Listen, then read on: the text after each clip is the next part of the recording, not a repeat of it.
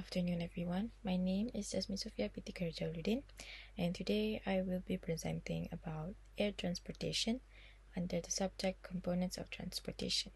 Let's get into it. First, let me explain what air transportation is.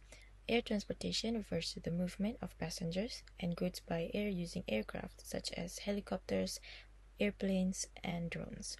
It is one of the fastest methods of transportation and plays an important role in the global transportation system.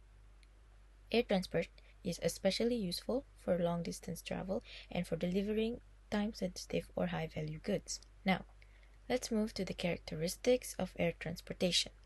The first characteristic is that it is suitable for long-distance travel. Compared to land or sea transportation, air transport can connect countries and continents much faster. Second, it is high-speed transportation. Aircraft are able to travel at very high speeds, which helps people and goods reach destinations quickly. Third, it reduces travel time.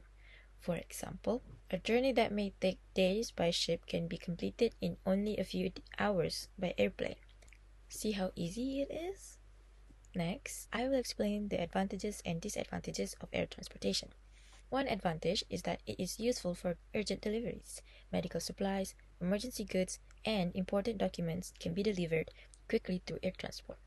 Another advantage is that it can reach remote and landlocked areas where other forms of transportation may be difficult. It also improves connectivity between countries, making international business and tourism easier. However, air transportation also has disadvantages.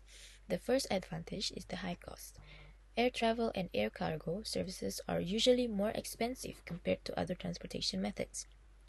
Lastly, second, aircraft have limited space and capacity compared to ships or trucks.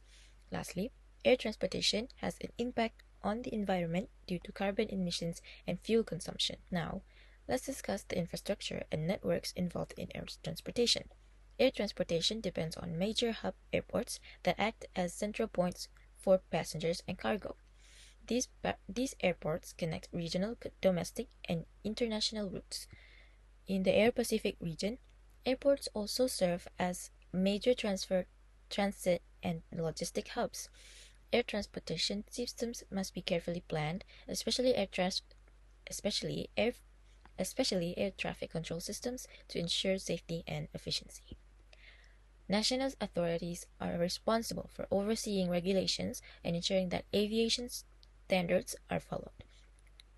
Infrastructure such as airports, terminals, runways, and communication systems are also important for smooth operations. Next are the policies related to air transportation. Both international and national policies are important to ensure safety, efficiency, and sustainability. Examples of these policies include safety regulations for aircraft and pilots, security measures such as passenger screening, and environmental initiatives to reduce pollution. Air service agreements also control international access between countries, while economic regulations help manage competition and airfares. Now, I will explain some issues and challenges faced by air transportation.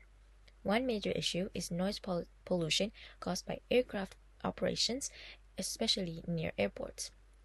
Another challenge is environmental impact, including greenhouse gas emissions that can contribute to climate change.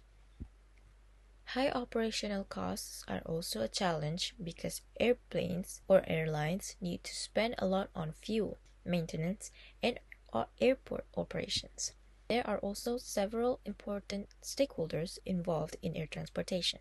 These include government agencies, transport operators such as airlines, passengers and consumers, environmental groups, and community organizations. Each stakeholder has different interests and responsibilities, so cooperation between them is very important and essential. Next is the case study about the expansion of Heathrow Airport. Heathrow Airport planned to build a third runway to increase airport capacity and reduce congestion. The UK government, airlines, and airport authorities supported the expansion because they believed it would improve economic growth and transportation efficiency. However, environmental groups and local communities opposed the project due to concerns about carbon emissions, noise pollution, and climate change. This case study shows that cooperation between stakeholders can improve efficiency and reduce delays, but conflicts between stakeholders can also create legal challenges and increase project costs. The main challenge is balancing economic growth with environmental sustainability. Finally, in conclusion, air transportation is very important for global travel and trade.